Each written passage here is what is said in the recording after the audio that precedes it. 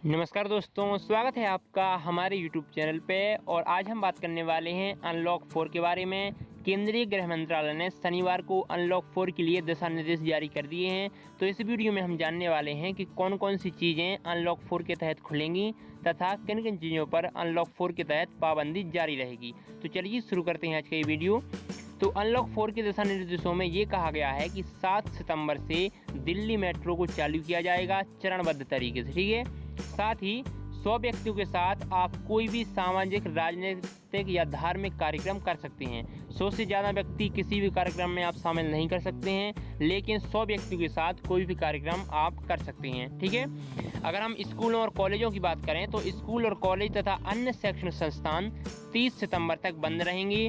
9वीं से 12वीं वाले छात्रों को कुछ छूट दी गई है, यानी कि अगर वो स्वेच्छा से स्कूल जाना चाहें किसी भी विषय पर चर्चा करने के लिए या किसी भी विषय पर अपने शिक्षक की मदद के लिए, तो वो स्वेच्छा से स्कूल जा सकते हैं, ठीक है। उन पर कोई पाबंदी नहीं है। इसी के साथ 1 सितंबर से बार खोले जाएंगे। होटल और बार, मतलब बार खोले जाएंगे, होटल नहीं। तो बार 1 सितंबर से खोले जा सकेंगे, ठीक है। और अब हम बात करते हैं कि किन किन चीज़ों पर जो गाइडलाइन जारी हुई है वो किन किन चीज़ों पर लागू होती है और कैसे ये अनलॉक 4 होगा, ठीक है। तो सबसे जो पहली बात निकल के आती है वो ये है कि बिना केंद्र की परामर्श के कोई भी राज्य अब लॉकडाउन लागू नहीं कर सकेगा। ये स्पष्ट रूप से निर्देश दिया गया है राज्यों को, केंद्र ने, कि बिना केंद्र की परामर्श के, यानी कि बिना केंद्र की सलाह के कोई भी राज्य अब लॉकडाउन लागू नहीं कर सकेंगे, ठीक है। पहले आपको केंद्र सरकार की परमिशन लेनी होगी या उनसे सलाह करनी होगी, ठीक है। अब हम बात करते हैं कि 100 व्यक्तियों के साथ आप कैसे कोई भी धार्मिक, सामाजिक या राजनीतिक कार्यक्रम कर सकते हैं। तो यह नियम 21 तारीख से लागू होगा, यानी कि 21 सितंबर से आप 100 व्यक्तियों की अधिकतम सीमा के साथ कोई भी सामाजिक, राजनीतिक या धार्मिक कार्यक्रम कर सकते हैं। दिशा निर्देशों के साथ इस तरह के कार्यक्रम में मास्क पहनना, सामाजिक दूरी का पालन करना, थर्मल स्कैनिंग और हाथ धोना या सैनिटाइजर का इस्तेमाल करना अति आवश्यक है, ठीक है। इसी के साथ इस कार्यक्रम को अनुमति मिलेगी।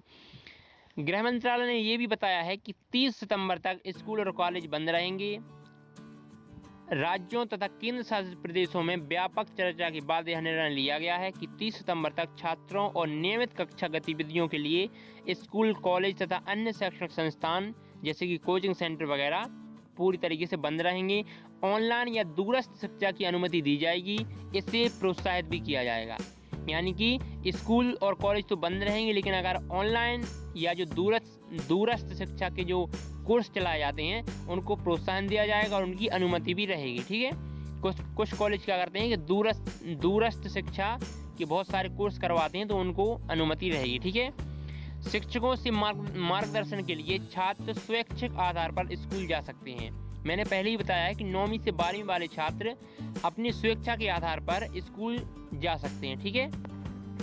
अब हम बात करते हैं कि किन किन चीज़ों को सशर्त इजाज़त मिली है, यानी कि कुछ शर्तों के साथ इन चीज़ों को इजाज़त मिल चुकी है। तो इनमें शामिल है ओपन एयर थिएटर, ठीक है। ओपन एयर थिएटर खोलने की अनुमति है 21 सितंबर से।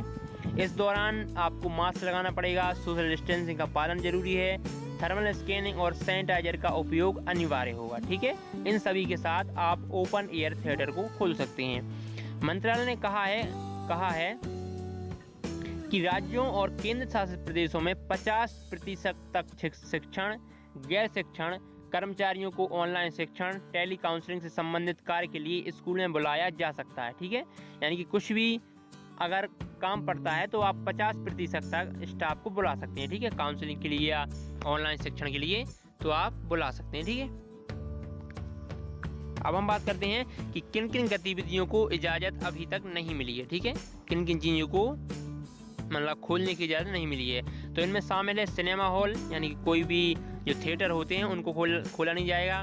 स्विमिंग पूल, मनोरंजन पार्क, थिएटर और इसी तरह के स्थान बंद रहेंगे और अंतर्राष्ट्रीय हवाई यात्रा बंद रहेगी। गृह मंत्रालय द्वारा मंजूर यात्रा को छोड़कर सभी यात्राएं स्थगित रहेंगी, ठीक है। यानी कि हवाई यात्रा के लिए अगर गृह मंत्रालय की मंजूरी है तभी आप यात्रा कर सकते हैं, बिना परमिशन की कोई भी विदेश यात्रा नहीं कर सकता है, ठीक है। मेट्रो रेल परिचालन की अनुमति मिल चुकी है। मैंने पहले ही आपको बताया है कि मेट्रो की परमिशन मिल चुकी है। चरणबद्ध तरीके से मेट्रो को चलाया जाएगा। ठीक है। लैब प्रायोगिकी कार्य के लिए उस उच्च शिक्षण संस्थानों में अनुमति दी गई है। यानी कि अगर आप लैब में कोई काम करते हैं, कोई शोध कर रहे हैं, कोई भी नया आविष्कार कर रहे हैं, तो उसकी आपको अनुमति दी गई है। ठीक है, जो कि लैब के अंदर ही होगा। ठीक है।